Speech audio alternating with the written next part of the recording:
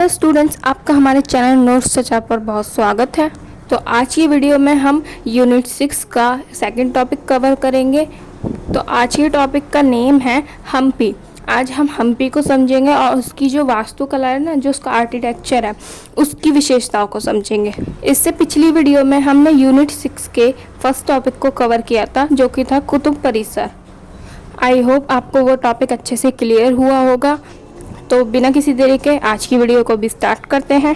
और हाँ स्टूडेंट्स, मैं आपको एक बात बताना भूल ही गई कि जब हमने विजयनगर साम्राज्य किया था तो उससे आपको हम्पी के बारे में कुछ तो आइडिया लग ही गया होगा। तो आज हम हम्पी को ही डिस्कस करते हैं। हम्पी या विजयनगर दक्षिण भारत के कर्नाटक राज्य में स्थित एक धार्मिक शहर है। जो ये हम्पी है ना, वो दक्षिण भारत में कर्नाटक राज्य है, वहाँ पर स्थित है। और ये एक धार्मिक शहर है। धार्मिक शहर क्यों? क्योंकि यहाँ पर मंदिर है। ये चीज़ हमने पहले भी डिस्कस की है जब हम विजयनगर साम्राज्य कर रहे थे। तो एक और बार डिस्कस कर लेते हैं कि जो ये हम्पी है वो प्राचीन विजयनगर साम्राज्य की राजधानी हुआ करता था। अब आपको क्लियर हुआ होगा ना कि जो ये हम्पी है वो जो विजयनगर साम्राज्य था ना, उसकी राजधानी था। ये जो हम्पी है ना, वो तुंगभद्रा नदी के तट पर स्थित था। दक्षिण भारत का एक बहुत ही सुंदर और वैभवशाली नगर था। कौन सा? विजयनगर, जिसका ना 17वीं से 18वीं सदी तक पूरी तरीके से विनाश हो गया था। देखो, नष्ट होने के बाद भी ना ये जो नगर था वो ना कृष्णा तुंगभद्रा दोआब का जो एक क्षेत्र था ना, वहाँ पर था। और वहाँ के लोगों ने ना इस नष्ट विजयनगर को हम्पी का नाम दे दिया था।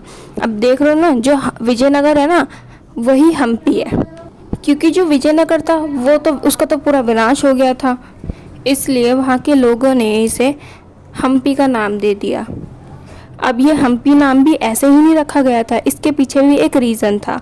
ऐसा माना जाता है कि हम्पी नाम जो यहाँ की स्थानीय मातृ देवी थी पंपा देवी, उनके नाम पर पड़ा था। हम्पी नाम इसलिए रखा गया क्योंकि वहाँ की जो एक देवी थी ना, पंपा देवी, उनके नाम से प्रेरित होकर लोगों ने हम्पी नाम रखा था। इस प्रकार हम्पी विजयनगर का ही नाम है। ये हम क्लियर कर चुके हैं। अब हम हम्पी की स्थापत्य विशेषताओं को समझेंगे, जो उसका आर्किटेक्चर है उसकी विशेषताएं। क्योंकि जब भी हम किसी की वास्तुकला की बात करते हैं तो उसमें हम उसकी विशेषताओं को लिखना बहुत ज़रूरी हो जाता है और डिस्कस करना भी बहुत इम्पॉर्टेंट है।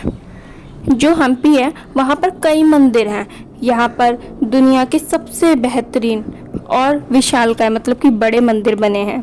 हम्पी की जो वास्तुकला है ना, वो इंडो इस्लामिक वास्तुकला से प्रेरित है और उसके समान है।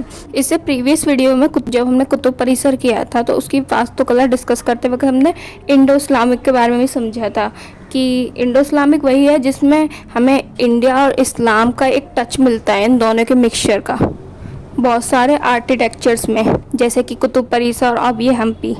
ये जो हम्पी है वो यूनेस्को द्वारा विश्व विरासत या फिर धरोहर स्थलों की सूची में शामिल है। बाहर से देश विदेश के लोग हमारे विश्व धरोहर स्थलों को देखने आते हैं। ये हमारी धरोहर है जो कि यूनेस्को ने सूचीबद्ध की है। चलो अब हम हम्पी की जो वास्तुकला है उसमें जितने भी मंदिर हैं जो उसकी सुंदरता को और भी बढ़ा देते हैं, उनके बारे में डिस्कस करते हैं। पहला है विट्ठल मंदिर। विट्ठल मंदिर जो कि हम्पी में मौजूद है, विजयनगर साम्राज्य की कलात्मक शैली का एक अच्छा उदाहरण है। वही जो विजयनगर साम्राज्य की एक कला शैली है उसका एक खूबसूरत उदाहरण है। विट्ठल मंदिर है, इसका निर्माण किसने कराया था? कृष्णदेव राय ने कराया था, जो कि जो विजयनगर साम्राज्य था उसका एक शासक रहा था। विट्ठल मंदिर भगवान विट्ठल को समर्पित है। विट्ठल यहाँ के प्रमुख देवता थे। जो हम्पी था ना, वहाँ के प्रमुख देवता विट्ठल थे, जो सामान्यतः महाराष्ट्र में पूजे जाने वाले भगवान विष्णु के रूप हैं। जो विट्ठल भगवान है वो महाराष्ट्र में पूजे जाते हैं, जो कि भगवान विष्णु का ही एक अवतार है। विट्ठल को भगवान विष्णु का अवतार माना जाता है। सेकंड है विरूपाक्ष मंदिर। तुंगभद्रा नदी के दक्षिणी तट की ओर हिंदू विरूपाक्ष मंदिर स्थित है। यहाँ पे लोकेशन बता रखी है कि जो तुंगभद्रा नदी है उसके दक्षिणी तट की ओर हिंदू विरूपाक्ष मंदिर लोकेटेड है। जो विरूपाक्ष मंदिर है वो हम्पी का सबसे प्राचीन मतलब सबसे पुराना और सबसे पवित्र मंदिर है, जो भगवान विरूपाक्ष को समर्पित है। नेक्स्ट है कमल महल, जिसे लोटस महल भी कहते हैं। विजयनगर की एक सुंदर इमारत कमल महल है। इस महल की ऊपरी संरचना है ना, जो ऊपर से जो आर्किटेक्चर बना हुआ है वो कमल की तरह दिखता है, इसलिए यही कारण होगा कि इसे कमल महल या लोटस महल भी कहा जाता है।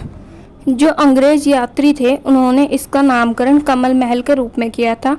यहाँ राजा अपने परामर्शदाताओं से मिलते थे। यहाँ राजा अपने एडवाइज़रों से मिलते थे जो उन्हें राज्य संबंधित या अन्य किसी और से संबंधित राय दिया करते थे या सलाह दिया करते थे। यहाँ पे ना हम्पी बाज़ार के बारे में कुछ हाइलाइट्स हैं, इन्हें समझ लेते हैं। जो हम्पी बाज़ार था वो हम्पी का एक मुख्य बाज़ार क्षेत्र हुआ करता था। यह विजयनगर साम्राज्य के दौरान ना एक व्यापार केंद्र के रूप में कार्य करता था। जो ये हम्पी बाज़ार थे वो विजयनगर साम्राज्य के टाइम पर एक जो व्यापार का केंद्र होता ना, जो सेंटर है, उसके रूप में कार्य करते थे। हम्पी का नेक्स्ट मंदिर है हजार राम मंदिर। नाम ही कितना प्यारा है ना। इस मंदिर के चारों ओर छोटे छोटे देवी देवताओं के मंदिर बनाए गए हैं। इन मंदिरों की दीवारों पर भगवान श्री रामचंद्र के जीवन से संबंधित अनेक दृश्यों को चित्रित किया गया है। यहाँ पे चित्रित लिखा है बट वो थोड़ा सा गलत हो गया, आप प्लीज़ इसे ठीक कर लीजिएगा। ये जो हजार राम मंदिर है, जो कि नाम से ही पता चल रहा है राम जी को समर्पित है, इसमें श्री रामचंद्र के जीवन से रिलेटेड जितने भी जो दृश्य थे ना, उन चित्रों को मंदिर की दीवारों के चारों ओर बनाया गया है।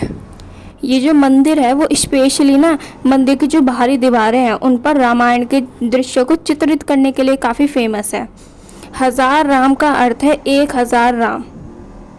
तो इसी के साथ आज की वीडियो यहाँ पर ही कंप्लीट होती है। अगर आपको आज की वीडियो अच्छी लगी हो तो वीडियो को लाइक करें, शेयर करें एंड चैनल को सब्सक्राइब करें। बेल आइकन को प्रेस करना ना भूलें for more updates. Thank you for watching.